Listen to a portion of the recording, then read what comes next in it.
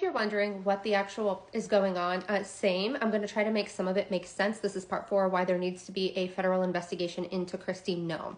It might not make sense to everybody why South Dakota would be this playground for collusion to divert taxpayer funds and other funds to Republican candidates across the country. Something very important to understand as I get into this is South Dakota law is very different. First and foremost, something I need everyone to keep in mind is that there is no time limit on when a governor state level campaign has to spend those funds, even though we have term limits, right?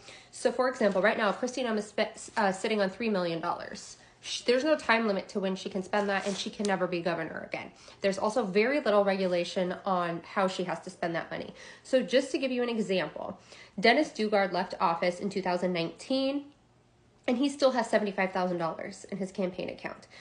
Mike Rounds left in 2010, and in 2022, he drained the last $95,000 of that. And then there's people like Dusty Johnson running for Congress, who has sat on $6 million for a very long time and is still asking for campaign contributions. Typically, these would also go to people of the same party running in your state, even though all of a sudden in 2022, Noem pretty much quits doing that. What she does do is form political action committees. This is going to allow people to donate above the $4,000 limit that South Dakota has for individuals donating to candidates. AKA, this is where shit gets really corrupt.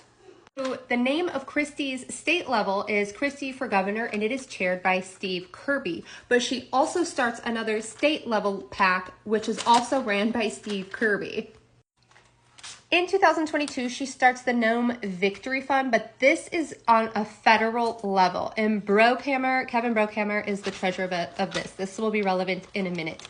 And she also starts something called Kristi, Keeping Republican Ideas Strong Timely.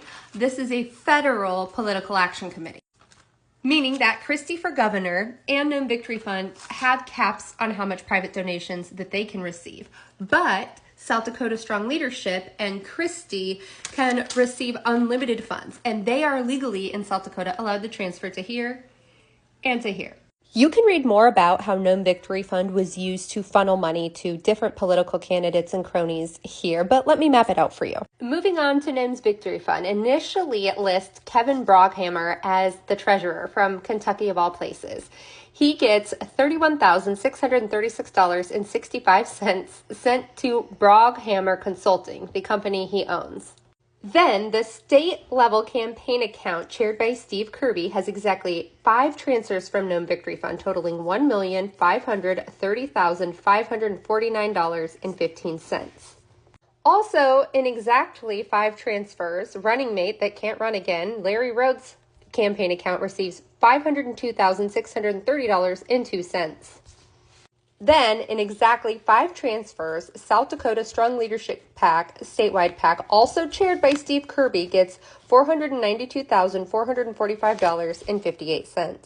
A huge contribution they would make would be to the No on G campaign. So the South Dakota Leadership PAC would focus on issues instead of people within the state of South Dakota that was important to her for amplifying her message on the national stage, particularly the far right MAGA base. So this would be like abortion. But before this or after this had gotten on the ballot, Kristi Noem hurried and decided that she was going to pass a law that people could take their names off of the petitions that got ballot initiatives on the ballot to begin with. So as she's giving money from her PAC to No on G campaign, John Hanson, an abhorrent attorney that should have his license barred, decides that he's also going to start something called the Life Defense. Okay, what they did with this fund is they waited and went to the Secretary of State and got a list of all of the people that had put their name on the petition to get abortion on the ballot. And in order to help Kristi Noem, what they do is they start cold calling these people, pretending that they are the Secretary of State's office doing an audit, to make sure that actual registered voters were who signed the petition to get the ballot initiative on the ballot.